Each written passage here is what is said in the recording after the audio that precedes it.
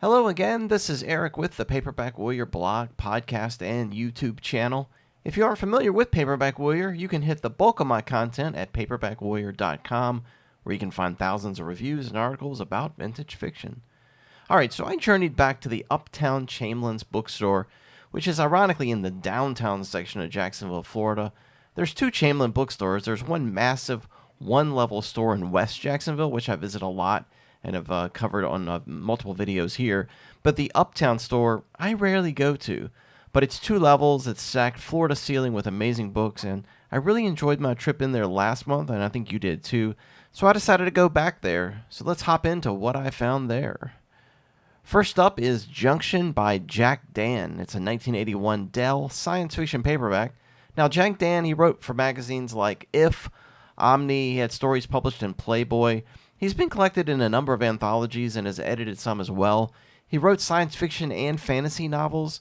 This Junction book is set in a small Midwestern U.S. town that is apparently separated from reality and drifted close to hell.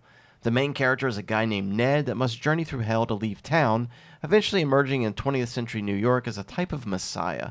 The book received positive praise from Philip K. Dick, and I believe the book was originally published in Fantastic's November 1973 issue. Here's number 12 in the Mark Hood Spy series. It's a 1969 Signet paperback. The author is listed as James Dark, but this was really Australian novelist J.E. MacDonald. There were 14 Mark Hood novels total from 1965 through 1970. Now, Mark Hood, he's a globe-trotting agent of Intertrust, and Spy Guys and Gals gives the series a B. So it's probably pretty good. This is Offworld by Max Daniels, 1979 Pocket Books, with a cover by Gary Lasasso. He also did this pretty awful cover for the Bug Wars. But back to Offworld, this was really written by New York sci-fi and fantasy writer Roberta Gellis, using the Max Daniels pseudonym. She wrote a ton of books, but the only other one that I know of as Max Daniels was The Space Guardian. The Red Knight of Germany by Floyd Gibbons.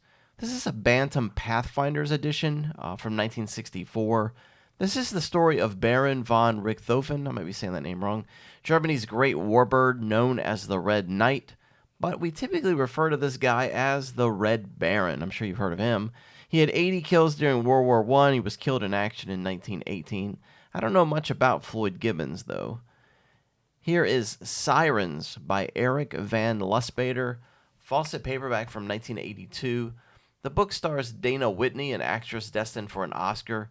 She's in love with this ruthless producer and driven by the need to avenge the brutal death of her best friend. This author helped write the Batman graphic novel The Last Angel in 1994. Before all of that, he had a number of bestsellers, including The Ninja and its sequels. I used to see that book all the time when I was younger. He also writes the Jason Bourne novels handed over to him by Robert Ludlum's estate.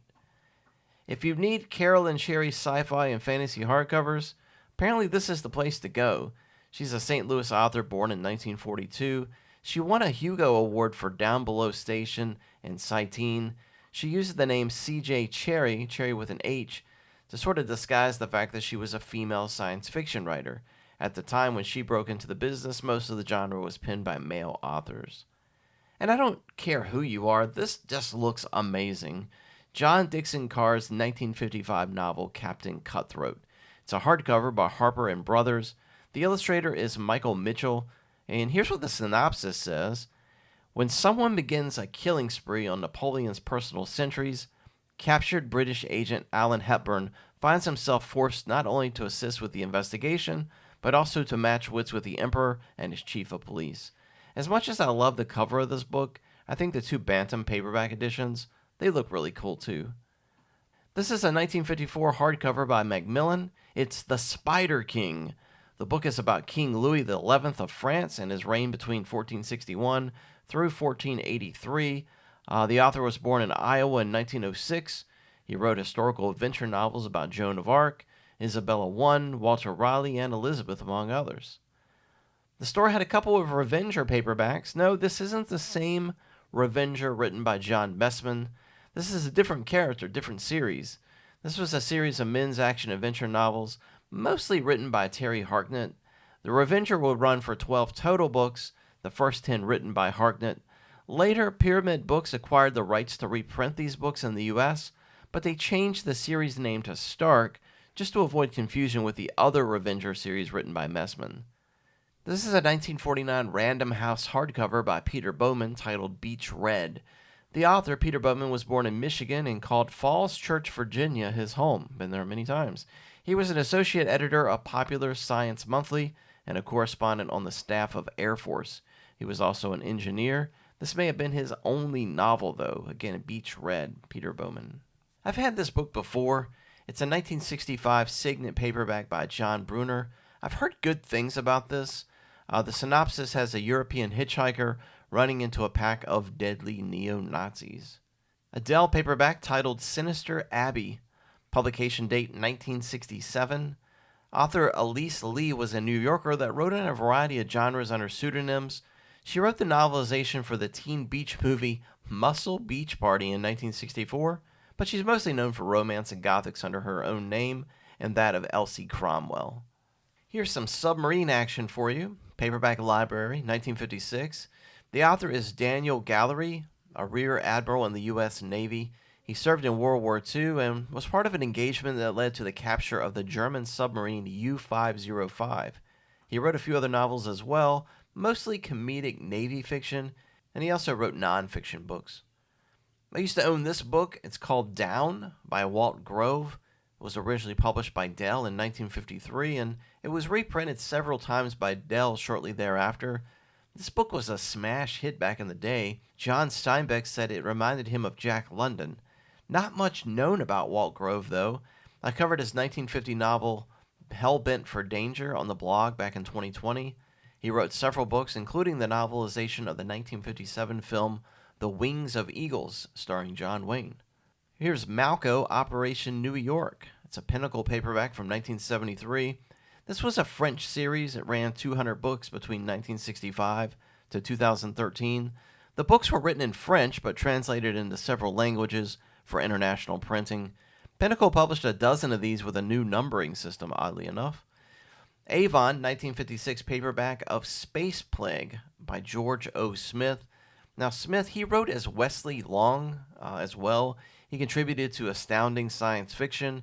He wrote novels like Operation Interstellar, Lost in Space, and Troubled Star, among others. Here's The Victors by Milton Shulman. It's a Dell paperback from November 1963. Now, this is the novelization of a movie starring George Hamilton, George Papar, and Peter Fonda. What's interesting about this one is that the movie is actually based on a book by a totally different author, The Humankind by Alexander Barron, which was published by Pan in 1958. Here's a couple of television tie-in novels. The left is The Avengers number 6. The right is a Secret Agent installment. I see both of these series titles everywhere, and I've talked about them on the show in previous shopping videos. A Wreath of Roses by John Blackburn from 1966. This is a Lancer paperback. This is also the 6th novel starring Charles Kirk of the British Foreign Office Intelligence Department. The series ran 1958 through 1972. We talked about the series on the last video because of The Reluctant Spy, which was known as A Scent of New Mown Hay. Pass the Ammunition by Stan Smith, McFadden Books, 1963. I believe this is a collection of stories all based on real events that transpired in or with the U.S. Navy. I don't know anything else about the book or the writer, unfortunately. This is Watch the Wall, My Darling. This is 1966, Fawcett Crest. Now, Hodge is a Cambridge, Massachusetts native. She moved to England at the age of 3. She studied at Oxford, Radcliffe College. She worked as a civil servant and as a reporter for Time magazine. Unfortunately, she committed suicide back in 2009, but she wrote a bunch of novels focused on historical romance books. I imagine she didn't write Gothics, and publishers probably repackaged her books to resemble Gothics for marketing purposes. That happened quite frequently. This is the Popular Library edition of Over the Top from 1963. This was originally published in 1917. This book was immensely popular. It was made into a movie. It's also in reprint now and is available as an audiobook on Audible. Here's E. Howard Hunt's novel Return to Vorcuda. This was originally published under Hunt's pseudonym of David St. John. Once Hunt made headlines with Watergate, the publisher was quick to stick his name on everything. And here's a look at those original covers. The Submarine Boys on Duty. This is from 1919, I believe. The Salafield Publishing Company published this. The name on the cover is Victor G. Durham, but this may have been Harry Irving Hancock. There were 8 of these books total from 1909 through 1920. The Submarine Boys consist of an innovator, a shipbuilder, a captain, and a crew getting involved in international adventure. This was juvenile fiction. The Mystery of the Timber Giant. This is the 8th novel in the Tom Quest adventure series for kids. The title threw me off because at initial glance I saw this as a Tom Swift novel. The author is Fran Stryker, the same writer that penned the Lone Ranger series of books. And here you can see 2 books by Evan Hunter. In reality, this is Salvatore Albert Lombino, but we all know him as Ed McBain. The one on the left, The Jungle Kids, is a short story collection originally published back in 1956. This version is the 1967 Dell with an absolutely awful cover. You can see the difference in the editions here. The other book, Come Winter, originally published in hardcover, 1972 by Doubleday. This version is the 1974 Signet. This book is actually a sequel to the author's 1968 book, Last Summer. And now this same author wrote Runway Black in 1954 as Richard Marston. This was the first crime novel published under the Marston name. The prior 2 were Sci-Fi. The store had the reprint of the book using the Ed McBain name on Permabook. This book was also reprinted by Fawcett Gold Medal. You can see that cover here. Which of these do you prefer? Keep in mind that this isn't an 87th Precinct novel. It's a standalone. Oh, and you know what? I forgot this. They also had this Evan Hunter paperback too. I forgot about this one. The Sentries, published by Dell, 1966. It was originally published as a hardcover back in 1965. I don't know anything about the book, though. Here's a Signet paperback of Spillane's One Lonely Night. I think this may have been 1960. And is that Lou Kimmel's artwork? I know he did another painted cover of the same book, but I'm not sure if this is his or not. A look at a 1982 Signet paperback on store shelves here. This one is The Sea Gorillas by Dean W. Ballinger, World War II nautical action adventure. The same author wrote the Gannon series of vigilante action novels, and he wrote westerns and a nautical disaster book called Terror at Sea, which features sharks, and I've talked about that in the past here on the podcast. I feel like I've seen this book a few other places and maybe even have it in a prior shopping video. This is Mike Mars Flies the X-15. It's a 1961 hardcover published by Doubleday. The author is Donald A. Wollheim, the popular science fiction and fantasy author that went on to create Doll Books. Mike Mars was a 2-book series of preteen books marketed for boys. You can see here the other one as Mike Mars Flies the Dinosaur. Cool play on words there. I'm not going to spend a lot of time on these next couple books. I'm running short on time here, so I'm just going to sort of flip through them. Here's The Boys' Book of Famous Flyers. This was published by Falcon in 1951.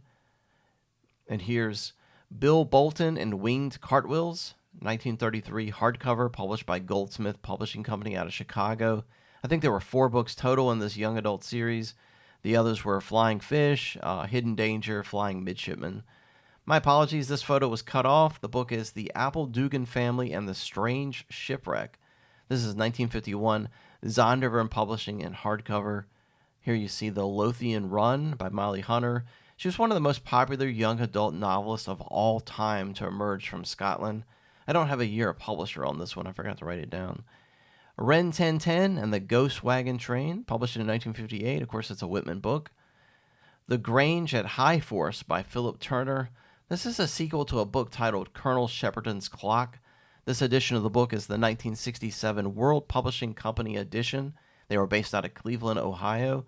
The book was originally published in 1965 by Oxford. Mars in the House of Death by Rex Ingram. You can see that here. This was a 1939 book about the life of a matador. Beside it, you can see If Winter Comes by A.S.M. Hutchinson. That book was published in 1921 and deals with marriage and divorce. I took a picture of these just because I like the titles of both of them, honestly. Here's Insign Pulver by Henry Williams, who was really William Henry Manville. And here's the story on this book. So first, there was a smash best-selling book in 1946 called Mr. Roberts, written by Thomas Hagen. They make a successful play out of this book starring Henry Fonda. Then, in 1955, they'd adapt the book and the play into a movie with Henry Fonda reprising his role. Then they did a spin-off from that called Insign Pulver in 1964. And that's how we come full circle to this book, which is a novelization of that film. Real quick, just three more. Here's a signet paperback of 633 Squadron by Frederick E. Smith. He wrote this book in 1956. It was adapted into a film in 1964. Second to last here is Behind Enemy Lines by James Dean Sanderson. This is a 1959 Pyramid publication. It's nonfiction. It's a series of journal accounts of World War II. And finally, the last book here is Jack Pearl. I've talked about him numerous times on the podcast and blog. Pearl wrote fiction. He also wrote biographies on military leaders. So this one is a Monarch paperback, which is obviously about George S. Patton, the U.S. general famous for his role in World War II. All right, so I just wanted to get this in there really quick, this video, this shopping video, this update. Thanks for watching. If you made it this far, please subscribe if you haven't already. Be sure to like the video, comment on it, share it, whatever you need to do. Go out to Facebook, X, Instagram, TikTok, Threads, wherever your stomping ground is, and be sure to follow Paperback Warrior.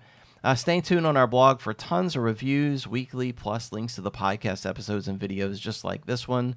Please, if you're on Medicare, age 65 or older, or if you're on Social Security disability, call me, please, 540-312-7062. Let me help you with your Medicare. 540-312-7062. Mix business with pleasure, always, right? That's the rule of life. That's all I've got for now. I'll see you again really soon. Take care, and bye for now.